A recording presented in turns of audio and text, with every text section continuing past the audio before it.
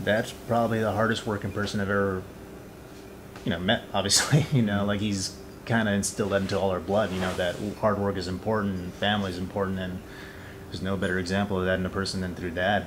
Dad is very, very hardworking. There's hardly anyone else that I know that can do what he does on a daily basis. He works so hard for everything that we have. He's been busy his whole life, like working day and night since he told me that, when the roosters would wake him up and, Grandpa would, have him in the backyard just building the house. They built the house in California. He does what he has to for us to get money, for us to live a good life. I admire the fact that he puts us all first before anything. Maybe it's the Taurus in him, he's the very first day of Taurus. So he's a prime example of what it is, nothing gets in his way, he sees red and he goes. I like how they've made a lot of sacrifices for us to live a normal life. Because of him and Mom, we're very fortunate to live the life that we do today. He's always able to help us in moments we do need help with him, whether it be homework or other life situations. He and Mom will always be there for us. He's somebody who's going to work till the very end, getting stuff done for his family and what means the most to him.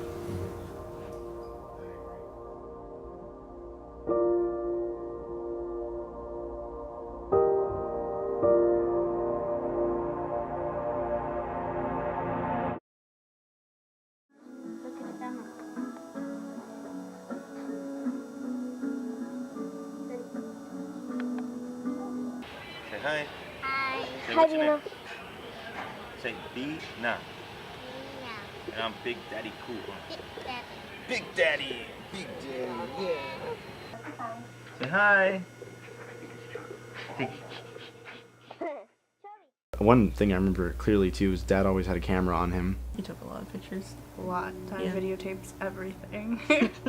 Whether it be just a disposable camera taking pictures of us doing everything, or His big bulky camera Yeah. with it was black, I think, and he could move the little lens around, and it had this bright light on it. had a bright bulb on it. I remember me falling asleep on the floor over there. yeah, he has pictures of Shelby sleeping right there on the floor. She's passed out. Those were my favorite I photos was of her. tired.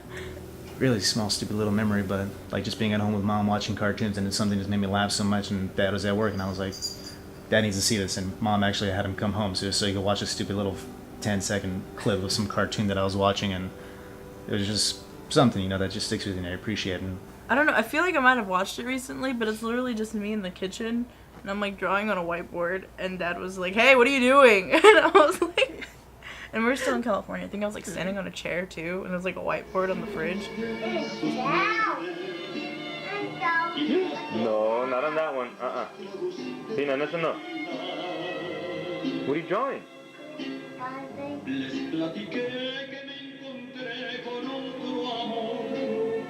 No, Bina. Or I think we had Mortal Kombat on the Super Nintendo.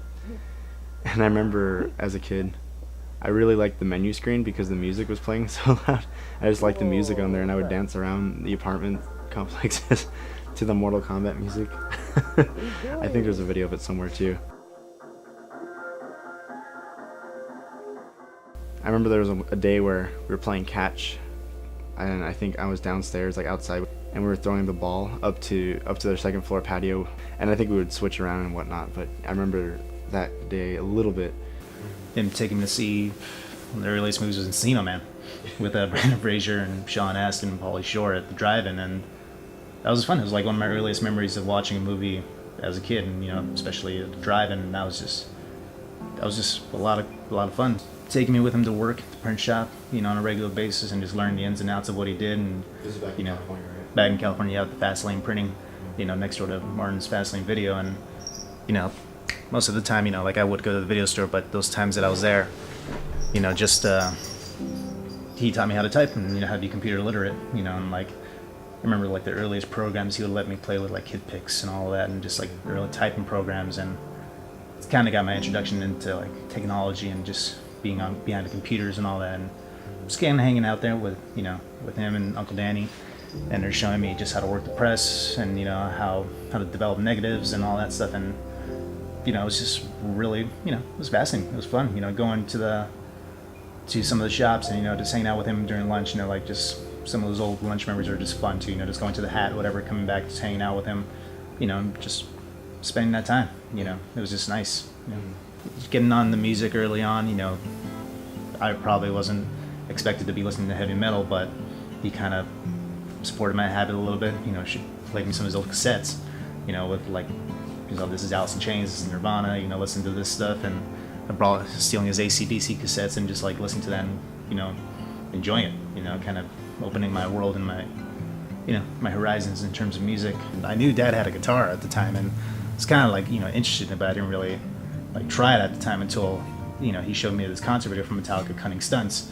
And just like I said, watching music at my time, like people didn't solo, people didn't do riffs. It was just like strumming notes and all that, or dancing to their music. And then these guys were all playing and just looking so cool doing it, and just like doing things with guitars I didn't know were possible, and just making these awesome energetic sounds and just these riffs that just stuck with you rather than just the melody or the harmonies of all these vocalists or whatever, just the pop radio stuff. This was something else. And so eventually I just kind of took into playing Dad's guitar and just started diddling with it a little bit. I had some music books early on and just tried to mime what they do. And and then when I think the first time I realized that maybe I could try it out I was listening to Come As You Are on cassette over and over again, and just doing what you did back in the day. I was just repeating it over and over again, listening to it until you picked it up. And I did it to the point where Mom walked into the room. She's like, "Are you playing Nirvana?"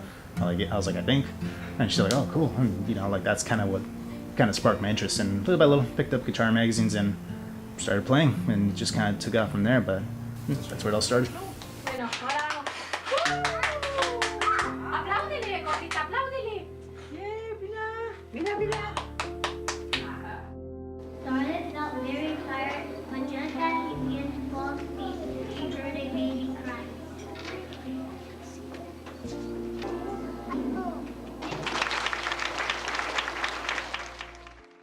Dad always had a camera on him, and that's one of the things too that kind of like intrigued me, was the cameras that he had. Taking pictures was interesting, but the video camera was more interesting, I think. Could I have it? Have what? Camera. I think subconsciously that started kind of influencing me a little bit on just like recording and whatnot.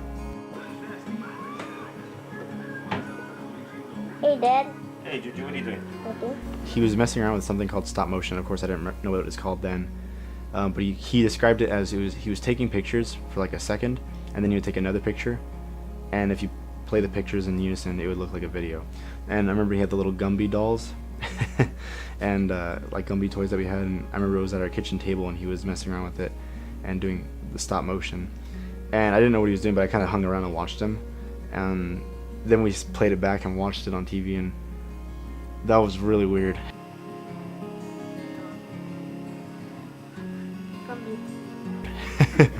I couldn't figure out how he did it, and I watched him do it too, and I was just like, I didn't understand it.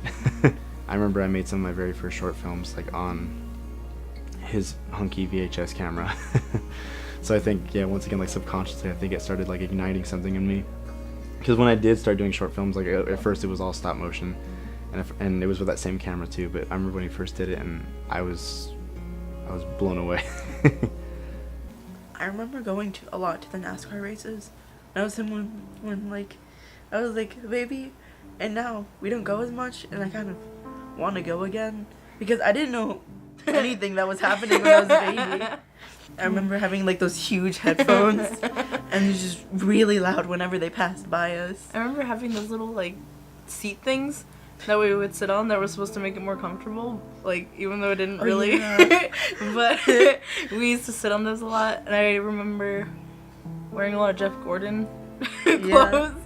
24. Yeah. Number 24. The family favorite, Yeah. I suppose. I remember him collecting like all this NASCAR stuff from like eBay. We had this massive collection, huge, just covered the walls.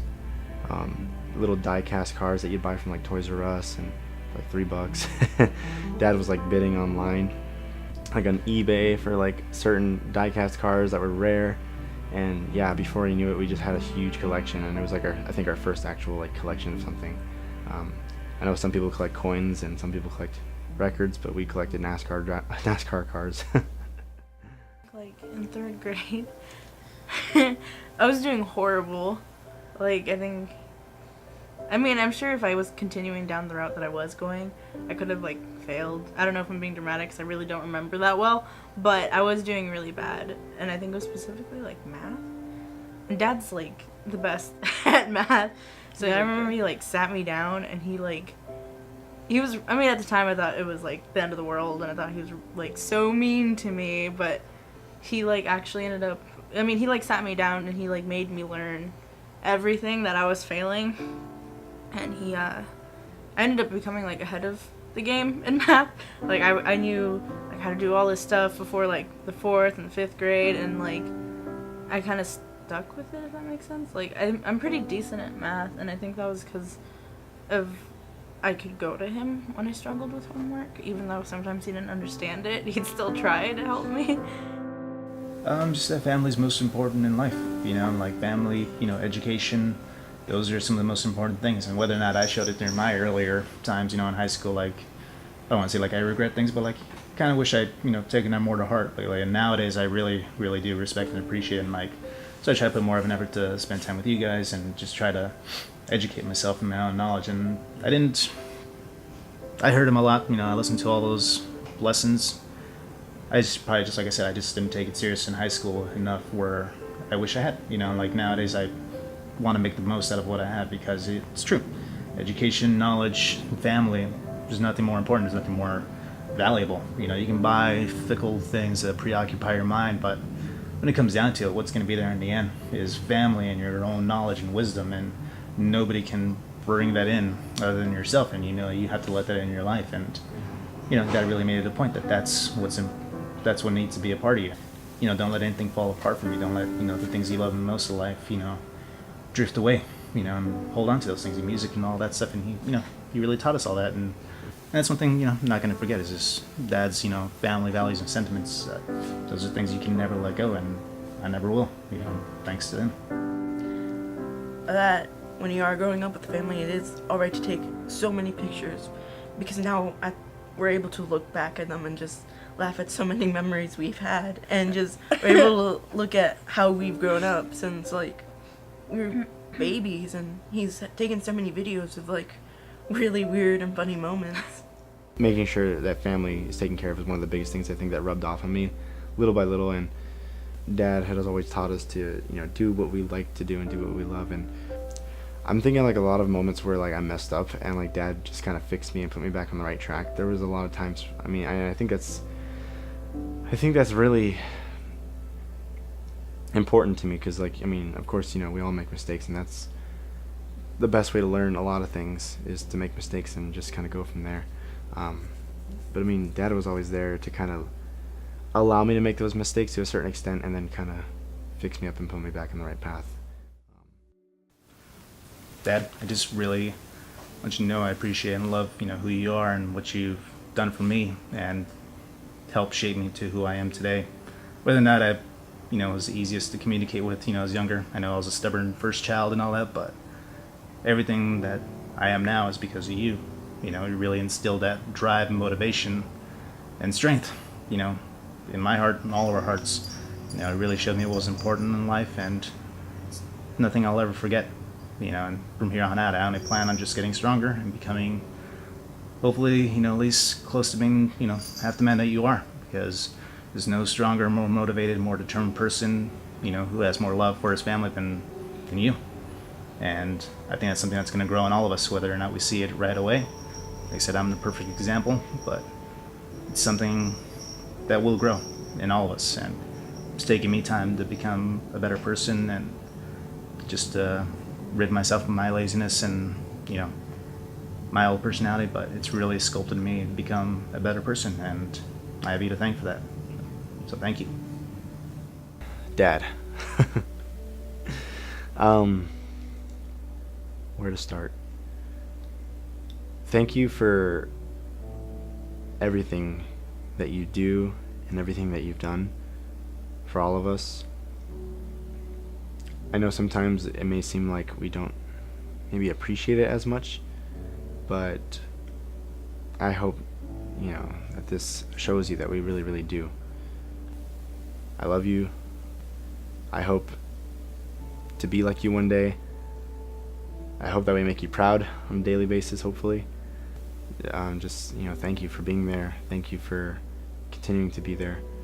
Thank you for, loving Mom and loving all of us equally, and for supporting us in what we like to do. And thank you for pushing us too. Thanks, Dad. Thank you, Dad, for raising us, even though it was difficult and we probably weren't easy and sometimes we had a hard time with money, but you still made us good children. You still made us respectable children, and I know it wasn't always easy for you, and I'm very thankful for you always being there and for you willing to help us with anything that we needed. Thank you for putting us ahead of you. I feel like the last few years have really tested our strength as a family, and I feel like it's made us a lot closer than we've all ever been. And I just want to say that I love you, and I'm very, very thankful for everything you've done and for helping us and for supporting us through everything. You're the best. Best dad that we could ever ask for. Yeah. Thank you, Dad, for giving us such a stable life and just a good life growing up. And just being there for us at all times, no matter what. And just thank you, and I love you.